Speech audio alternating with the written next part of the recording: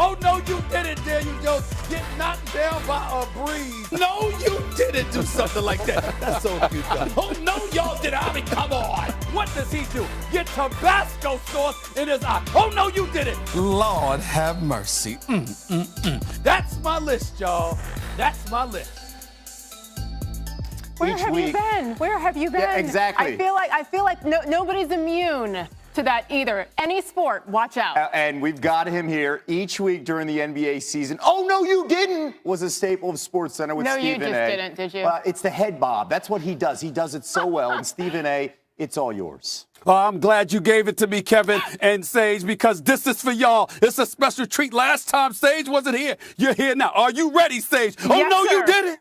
No, you didn't. Let's go to number 5 on the list. Phillip Rivers for the Indianapolis Colts, not the Los Angeles Chargers or the San Diego Chargers. The Indianapolis Colts. You're 39 years old. Phillip Rivers, here you got a running back. He sits up there. He gets stripped. It's recovered. The Chicago Bears scampering down the sideline. Phillip Rivers, where are you? He falls down. 39 years of age. Didn't even try to touch the brother. Oh, no, you didn't. Fall down on purpose, Phillip Rivers, so you didn't have to make a tackle. Oh, no, you didn't. That's Phillip Rivers, 39 years of age. We appreciate what you've done, but it might be time to go after that play. Let's go to number 4 on the list, please. Give it to me. Derek Carr for the Las Vegas Raiders. Look at him leaping up. Oh, no, you didn't try to act like you Saquon Barkley, Derek Carr. Oh, no, you didn't. Look at that man for the Las Vegas Raiders, tumbling over a defender for the Los Angeles Chargers. By the way, I don't like the fact that they've been losing games. Anthony Lynn, you could be in some trouble. And plays like this by Derek Carr, sitting there getting a first down on your crew by trying to act like he's Josh Jacobs or Saquon Barkley or somebody. That ain't the way to go. No, you didn't, Derek Carr. No, you didn't pull that off. Let's go to number 3 on the list, please. Look at this, ladies and gentlemen. The Giants and Redskins, 2 of the worst teams in football, 2 of the worst offenses in football. And Antonio Winfield fumbles. And 1, 2, 3, 4, 10 different dudes can't hold on to the football. Oh, no, y'all didn't. Embarrass yourselves by reminding everybody how awful y'all are. Can't even hold on to the damn ball. It's stuff like that that has us looking at you with these highlight reels. The not top 10 list. How about that? Let's go to number 2 on the list, please. Give it to me. CeeDee Lamb for the Dallas Cowboys. Garrett Gilbert's throwing you the football. It don't matter. Look at that man tap dancing like the late Gregory Hines. Oh, no, you didn't, CeeDee Lamb. Pull that catch off like that against my Pittsburgh Steelers, acting like you tap dancing. A Dallas Cowboy making highlights for the right reasons. Say it ain't so. Say it ain't so. No, you didn't, CeeDee Lamb. Remind us of your days before you started losing at the Dallas Cowboys. Oh, no, you didn't. Let's go to my top list. Number 1 on this list. Right here. This is assistant coach Keith Burns of the Los Angeles Chargers. Look at this dude. They said wear a mask. The NFL has mandated to wear a mask. This brother puts on his shorts and uses it as a mask. I don't know if the man went to the laundry. I don't know how much it smells down there. Lord help him if the man decided to pass gas and then put it all over his face. Somebody's going to accuse him of having bad breath. Oh, no, you didn't, Keith Burns. No, you didn't embarrass yourself by doing something like that. That is not good. Oh, no, you didn't. You went bad. Why No, did you talk about someone passing gas? Why?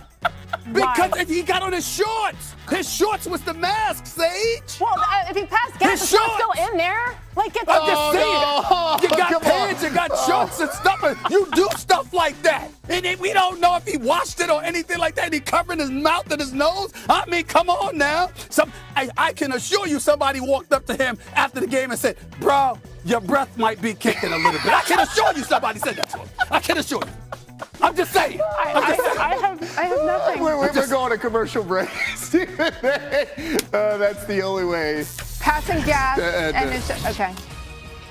Good luck. College football countdown is next. Presented by Goodyear. That's coming up next. Yes, Boost is locked in. Yes, not for many. Off control.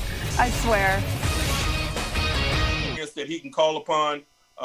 We're still going to work extremely hard virtually to prepare. A lot of his work is above the neck anyway in terms of preparation. I have very little concern about it, to be quite honest with you.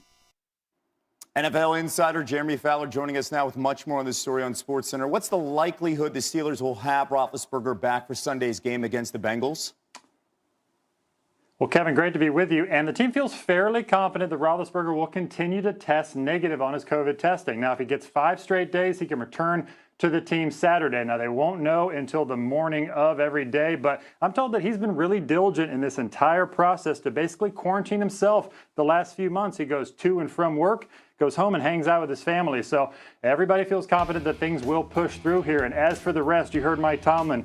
The Steelers have had cases where Roethlisberger got 0 practice reps in a week, came out and threw for 400 yards. So this is a guy who gets lots of rest days, has various ailments. His knees are a little sore from that Cowboys game last week, so the rest will do him some good.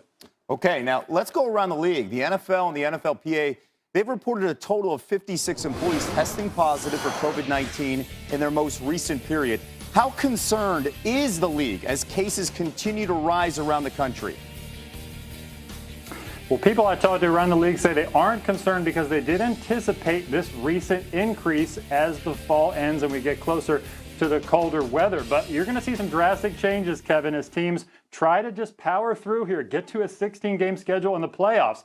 I think you're going to see cases where a player might have flu-like symptoms, a key player, and even though he's not testing positive for COVID, they sit him out anyways because teams don't want a case like the Steelers now have with Vance McDonald where he was feeling fine, now he tests positive, and now you have to isolate your quarterback and all these other moving parts. So the teams want to take the guessing work out of it. You're going to see more virtual meetings just for the heck of it. So I think the league is determined to Zoom meeting their way through this season right now. Taking the necessary precautions as America is zooming their way through 2020. Jeremy Fowler zooming with us, the latest on the impact of the coronavirus in the NFL. Sage?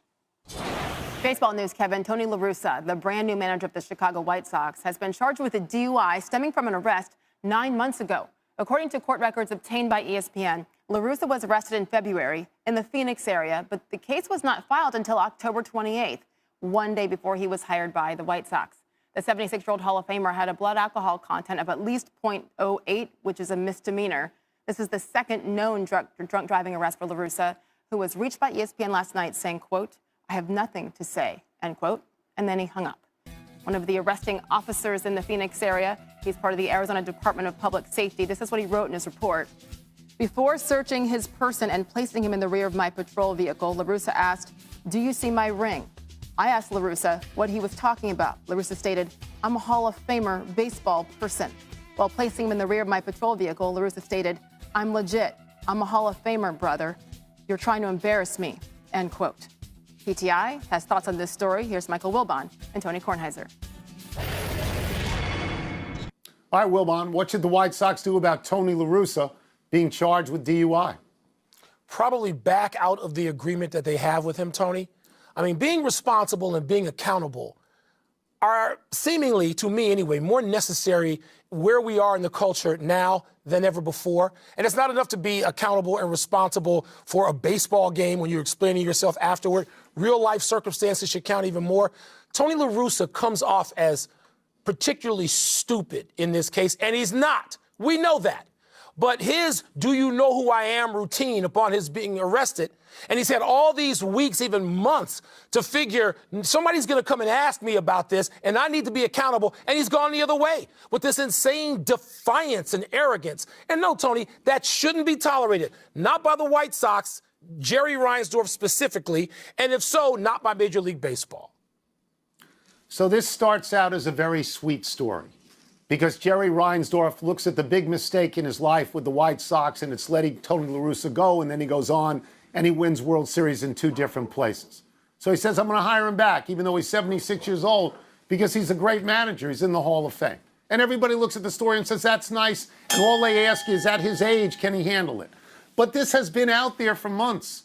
Reinsdorf has known about this for months. And so what he is saying by not doing anything about it is I still want him. I still want Tony La Russa, and he has to listen now to the community in Chicago and find out what they are saying. And I suspect a lot of them will say something like this: how can he manage your team when he can't manage himself? It's not the first time, it's the second time. So I suspect it will end with La Russa not being the manager, though I was one of those people who thought, what an interesting choice, and I'm rooting for him.